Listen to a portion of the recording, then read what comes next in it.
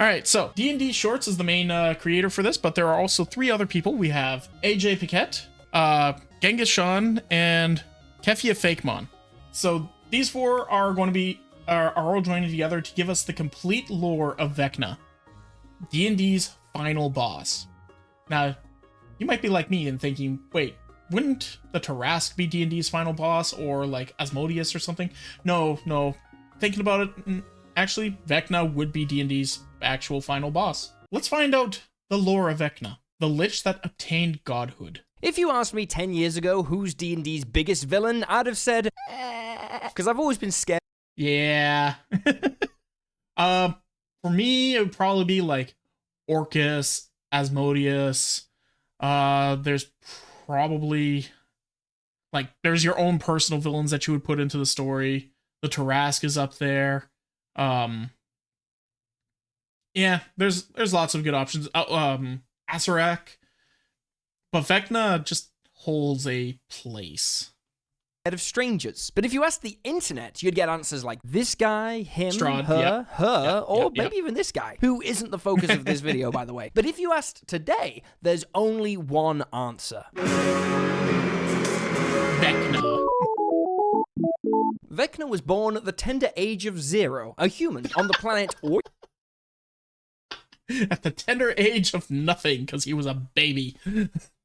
Wait, what? Vecna was born at the tender age of 0, a human on the planet Oith in the city of Oith? Fleet. Did you just say Vecna was human when Eve of Ruin says he was a half-elf? Typical trash clickbait nonsense. How dare? I know! Okay, I know. The lore on Vecna is contradictory. I'm just... Vecna's original species is disputed, with 2024's Eve of Ruin claiming he was a half-elf. Goddamn 2024. Put up these asterisks where sources diverge, okay? He was at least half human and was born in Fleeth. Vecna was part of the untouchable caste, the lowest of the low in the hierarchy of the city, and was trained in magic by his mother, Mazel. What a nice mother-son bonding experience. Oh, she's dead. Yeah, you're not allowed to practice witchcraft in Fleeth. The brutal death of his mother, combined with his own growing fear of mortality and appreciation of thrash metal, pushed Vecna to dive deeply into the dark art. To be fair, who is 2024? True. True. But 2024, when it comes to D&D, is like the early 2020s on that front. D&D was going through some turmoil, we'll say. There are a bunch of theories on how he actually became a lich. Some say he learned the ritual directly from Orcus himself. Orcus is the demon prince of undead, but honestly, that's a different video. Another theory is that he attained power through years of horrific exploitation of incalculable innocent people, like how Nestle did. But the like Mr. Nestle. Oh no. most widely accepted theory went like this. Hey, child, do you want to learn some magic? Muxlick. Wouldn't it be nice if we were all... This is Muxlick, said to be the literal personification of the concept of magic. They're one of the ancient brethren, being so old they might predate the gods. The Lady of Pain and Asmodeus might be part of this group too. In fact, some sources say this serpent is Asmodeus, but that's a different video. I mean, Asmodeus is, in this universe, basically Satan. So, like, yeah, makes sense. By whatever means, Vecna became a lich, and the first ever lich as well. That means he is immortal, an undead whose spirit puppeteers a physical body. You can't kill a lich. It can regenerate a new form even if its body is totally destroyed. The only way to put one down for good is to destroy its phylactery, the spirit jar used to store their life force. It's basically a Horcrux, like from Lord of the Rings, or the One Ring.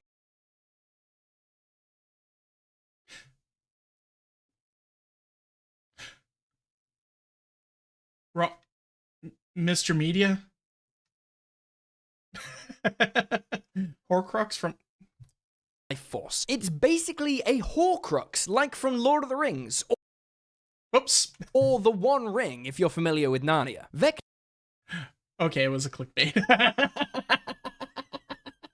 I was like, did you mean to say that? Did you mean to say? No, he was just mixing up a few terminologies for some baiting. Good one.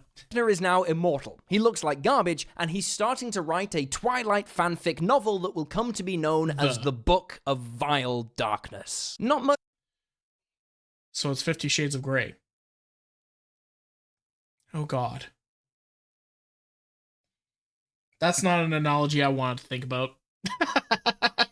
Much is known about the first 1,000 years of Vecna's lichdom. It's like your first year in college. The whole thing, total drunken blur. What we do know is he re-emerges in history a millennia after his transformation, ruling an entire empire in the Sheldamar Valley on Oath as a Lich King. During this reign, he took revenge on the city that killed his mother and nearly destroyed Fleeth until the clerics of Foltus blasted him with what every basement-dwelling nerd fears most: sunlight. Get the fuck out of here, nerd! Opens the window. I don't like it. Or, more accurately, concentrated divine sunlight that struck the left side of his body. Vecna was only saved thanks to his apprentice, a Cambion named Acererak. Oh, interesting. Wait, a what? Only saved thanks to his apprentice, a Cambion named... A Cambion? Wait. Hold on a tech. Like, the Cambions from D&D? The fiends that are supposedly like the half-devils? Is the offspring of a fiend, usually a succubus or an incubus, and a humanoid, usually a human. So Sarek was a half-demon, half-human?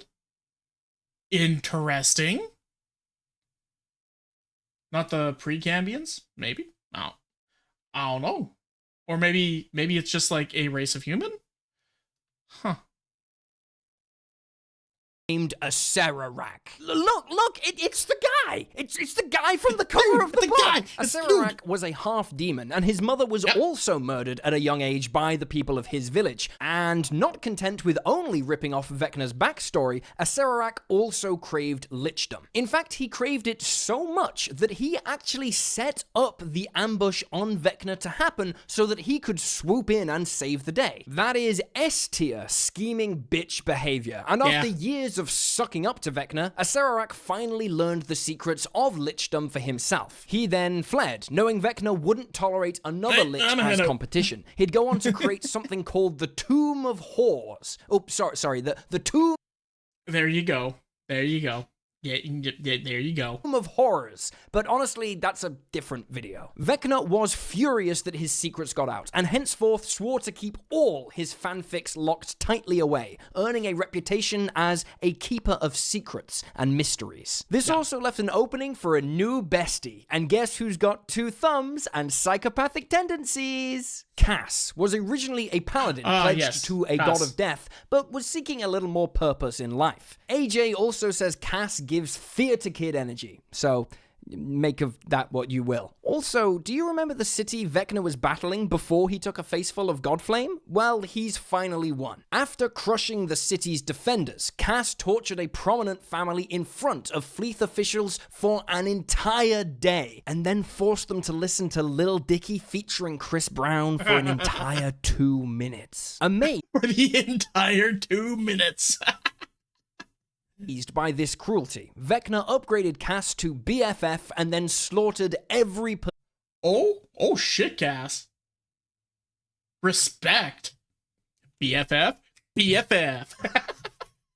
person in Fleeth, except the officials. He then let the officials go after stacking the skulls of everyone in the city in front of them so they might live with their failures. They must have felt like the luckiest people in the world. Oh, you're letting us go? Oh no! I loved all those random poor people. The weight of my failure. Oof. Owie.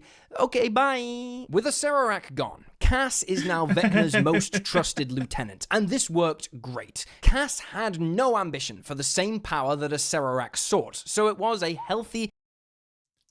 The scene from SpongeBob.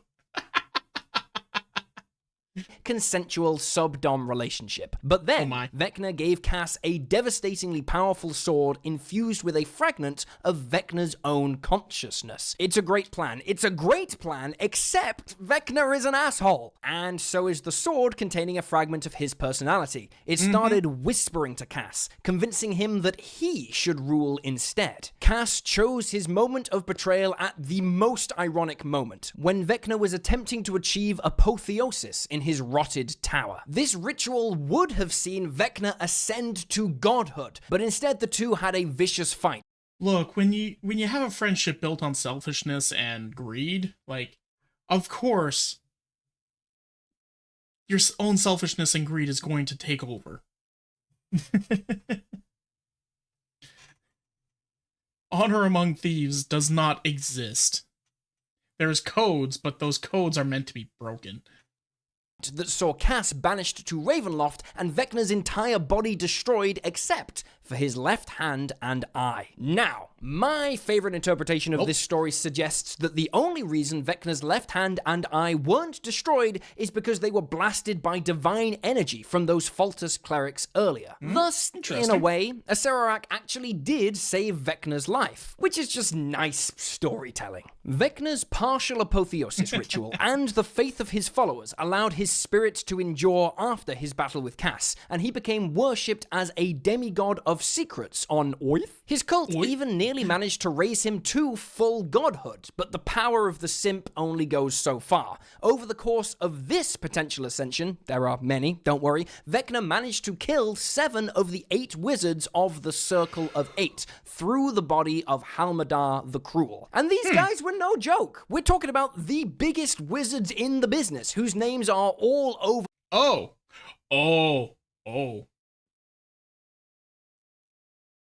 Oh, those guys.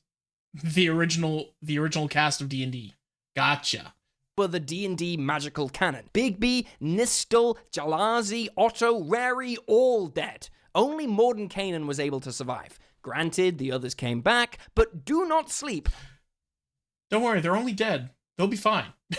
On demigod Vecna's power. He is probably the strongest wizard in the multiverse. Ultimately, the ritual to bring Vecna to full godhood failed, and he was banished to the realm of Cavatius on the elemental plane of Ash, which was then pulled into Ravenloft itself. Garbage place to be, but that's a different video. This made Vecna and Cass roommates again, and Cass had been twisted into an immensely powerful vampire by this time. Or he always had been. Cass is another of those characters who really puts the dick in contradictions. The two fought each other endlessly over control of this hellscape. Some say they were cursed by the dark powers to never see victory, forced into an endless, hateful stalemate. Others say the pair were secret lovers.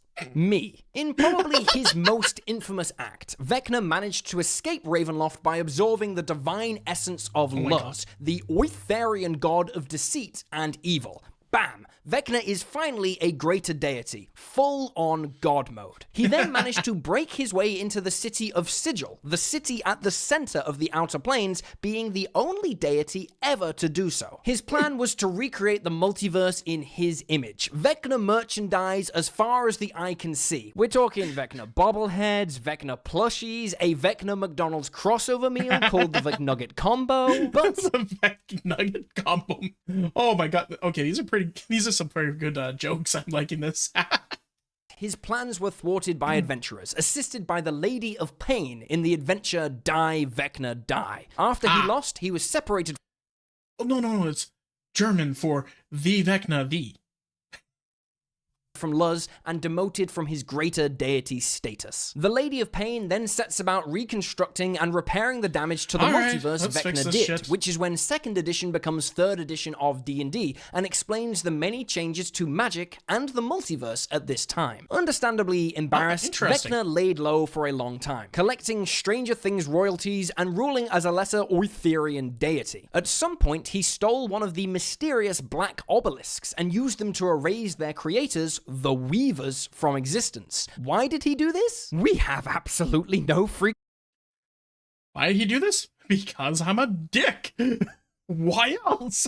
idea, seeing as the plot thread was completely abandoned by the developers, as Brodius is the truest evil after all. This all brings us to the events of the 2024 adventure Eve of Ruin, where Vecna and his followers once again try to raise him to the status of greater deity. Oh, look, guys, sometimes you just gotta keep trying the same plan. It's gotta work eventually, right? The heroes have to use the legally distinct Infinity Gauntlet to stop him. Cass was also released from the domains of Dread by the Dark Forces during this time, knowing he'd go straight after Vecna and potentially finish him off. This means the heroes have to stop Cass as well, because nobody steals our glory. The story concludes with Vecna's ritual being disrupted, again, and he gets kicked back to Oith, again, where he remains a demigod to this day. He's evil, he's basically unkillable, and he's a great example of what millennia of unchecked mommy issues does to a guy. Credit where credit is due, though, considering how much he's bounced around from man to lich to lesser and greater deity and back, he's remained a terrifyingly powerful wizard and constant multiversal threat, largely due to his infinite lifespan, incredible patience, and towering intellect. No lifespan, no hobbies, but he's smart. But don't get it twisted, kids. Vecna is a failure. He was the first lich, but despite his best effort... Infinity Gauntlet? No. It's the, unending glove with rhinestone. Yes, exactly. The secrets of lichdom have long since spilled out. You can't swing a cat in the Forgotten Realms these days without bumping into a lich, and they've even got... The amount of people I grew up with playing D&D who are like, I'm going to make a character whose entire goal is to become a lich. I'm like, okay. So you're making an evil character? No, they're not evil. You do realize that part of the ritual is to kill thousands and thousands of people, right? Well, yeah, but that's just stepping stones, so they're evil. No, they're not evil. It's like, blah, blah, blah. I want to play... Can we play a hero campaign? No, I want to be a lich. It's like, come on, where am I? Dracoliches now, but honestly, that's a different video. And Dracoliches aren't normal liches. They bitches. Like these. These are all different videos. You should watch them.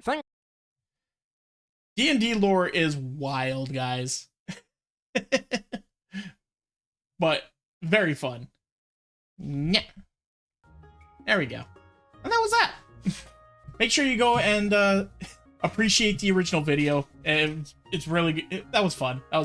And D&D Shorts does a bunch of really fun D&D-esque stuff. So if you're ever looking for like fun builds, fun ways to kind of like play the game and all that, or fun DMing ideas, go check them out. Might get some plans, get some thoughts. Part of me actually almost wants to make a quick little doodle of Vecna. Should we just take a quick little doodle break? That could be kind of fun. Haven't done that in a hot minute, just drawing something random. A Vecna slime doodle? Vecna has a slime? Okay, I was about to give up on it because the Clip Studio tab is broken, but... Well, now I have to do that. Slime Vecna. Slekna? Alright, let's see what we got.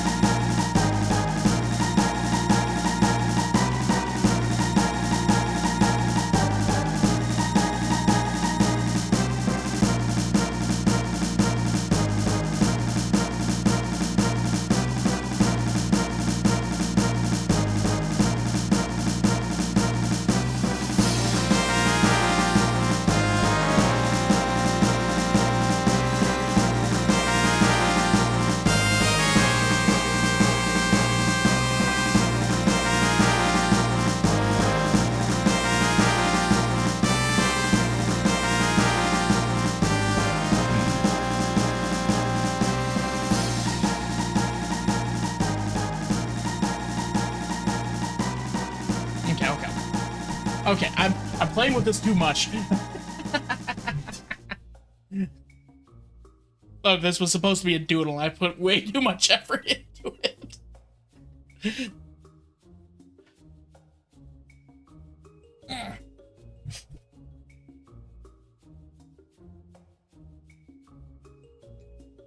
And what am I doing now? Putting more effort into it for some reason. Ah, damn it. I think it'll look good. Wrong.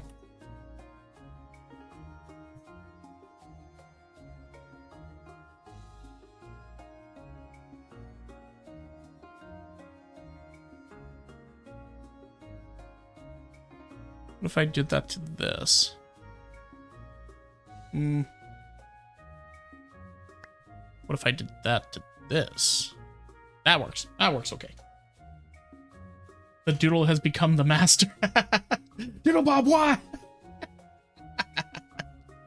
Okay. We're going to call this one. We're calling this one. We have fun. We have fun.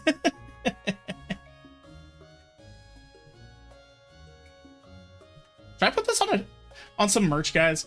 Would you guys like this as like a sticker?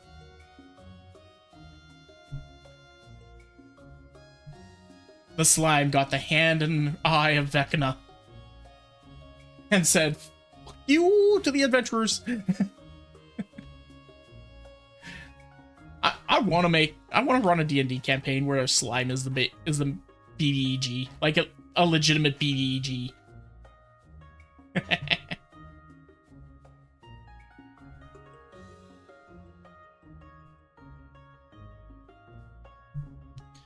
And there was one little bit of detail I wanted to make sure I added in. There we go.